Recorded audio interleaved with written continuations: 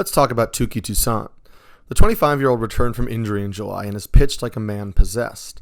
However, we have to wonder if this is real. The first thing we need to admit is that this isn't the same pitcher we've seen in years past. For starters, Touki is now heavily featuring a sinker, throwing the pitch nearly 59% of the time, while essentially getting rid of his four-seamer altogether. That's important for many reasons, a few of which have to do with spin direction. As you can see here, the sinker comes out of the hand at the same angle as Toussaint's splitter, and is a near mirror of the curveball. However, unlike the four-seam, the sinker also features arm side run, much like the splitter. In action, you can see how the two pitches work well off of one another. However, so far Touki has only thrown the splitter 9% of the time against righties, so the pitch working well with the sinker is less important here than how the sinker and curve play off of each other in different parts of the zone. However, the sinker itself also seems to be a better pitch than the fastball. For starters, you can see the difference in movement here. So far, this has led to more swings and misses on the sinker than Touki got on the four-seam, and also better control. As we can see in this chart, Touki had a 48% zone rate with the four-seam in 2020, plus a 37.3% zone rate with the curve. So far in 2021, he has a 58% zone rate with the sinker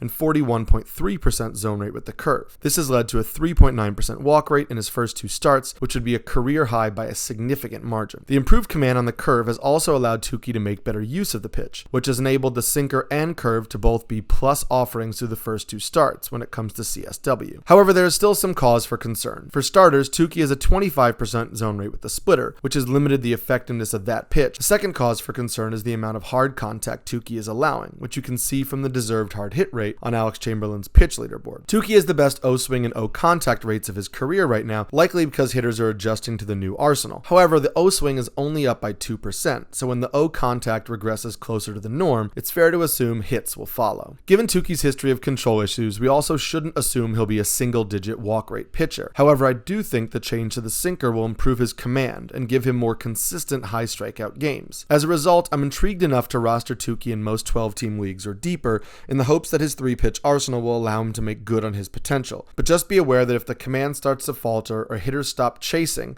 he could go back to being the same volatile arm we've always known.